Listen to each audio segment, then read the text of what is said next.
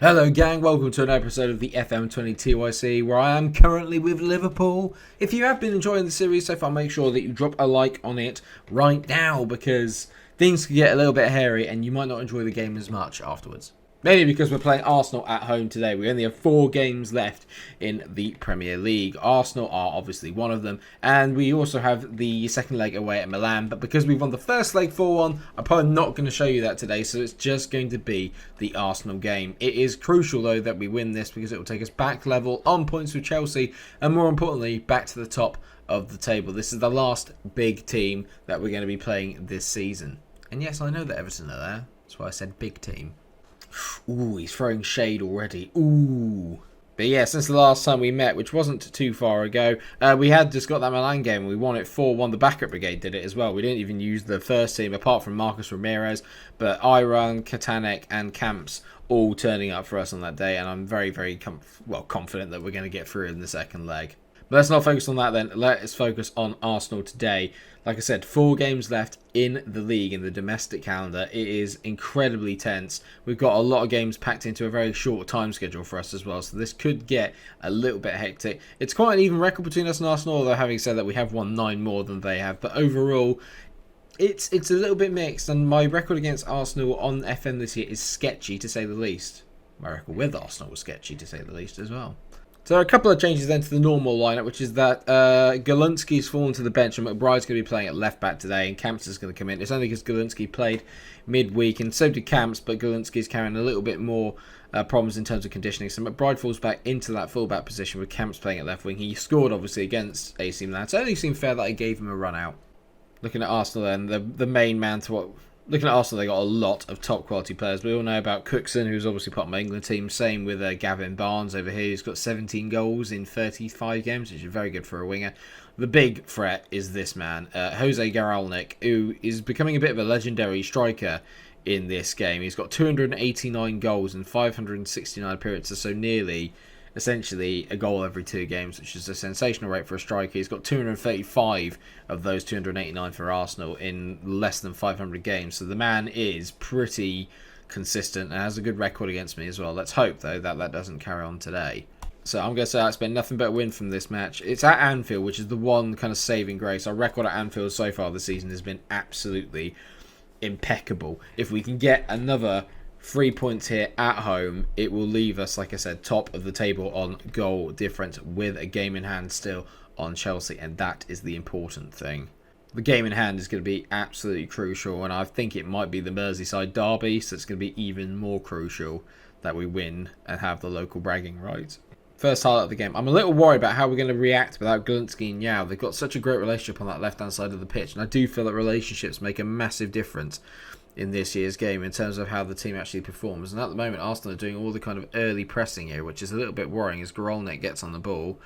It's found its way back to Cookson. Cookson, good baller out to Benali. Benali on the left. It's not Francis Benali from Southampton. That's a good niche reference for you. No. Matthew McBride has given away a penalty, apparently. I didn't see anything there. He literally just jumped for the ball with the Arsenal player, with Gavin Barnes. How is that a foul? Renard... Claudio just actually was in the way and then just dived out the way of it, which is exactly the opposite of what goalkeeping is meant to be.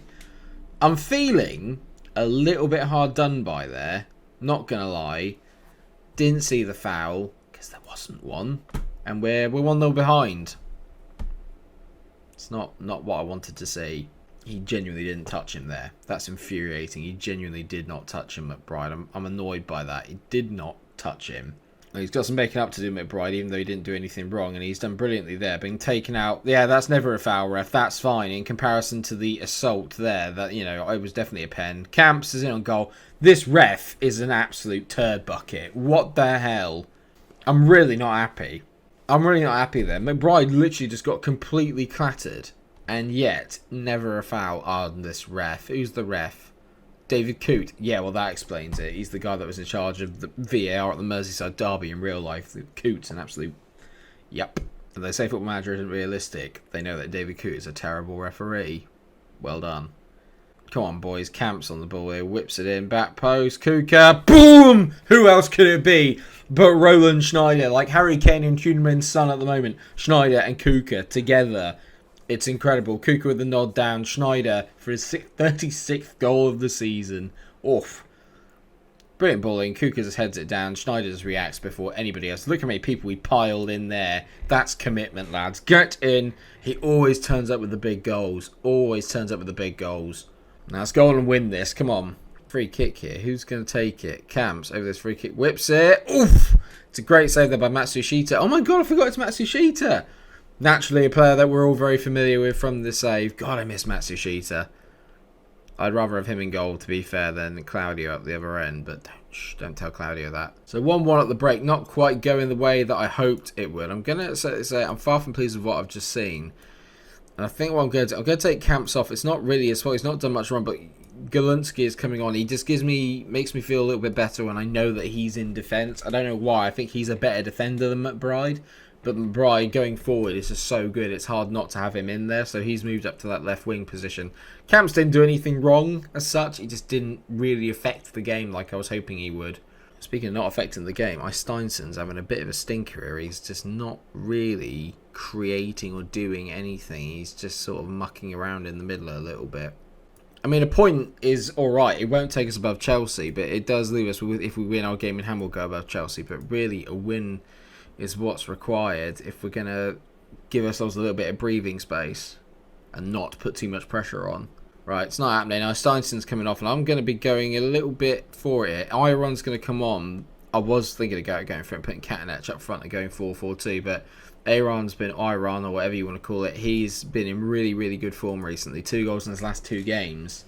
It's kind of hard for me to not really want to play him. Been dominant in terms of chances, but we've not created anything of note in this second half. I'm going to go false 9 for Iron, and we are going to go 4-4-2, but he's going to drop back a little bit, but he's slightly more advanced, but will still drop deep to get the ball, which really is his kind of forte. So hopefully he'll be able to do something pretty impressive. At least I hope so. This is what I bought in these Wonder Kids for. Give them the big moments. Hopefully, if I keep faith in him, he'll provide a big moment. McBride's in. McBride, that's... Matty McBride. It's not your best moment, mate. I'm a bit annoyed here, because really this should be 1-0, considering that they got given an absolute bollocks penalty. Highlight, 81st minute. It's not been the live wire game I was hoping it would be, but still, there's a chance that's a good ball. Iron, that's what I bought. Oh, no, he's offside. I was going to say the tactical masterclass nearly worked a treat. Is he offside? I don't trust David Coote. Is he offside? I need to see this. Yeah, he is. Okay, I'll give him that. He is just offside. Oh,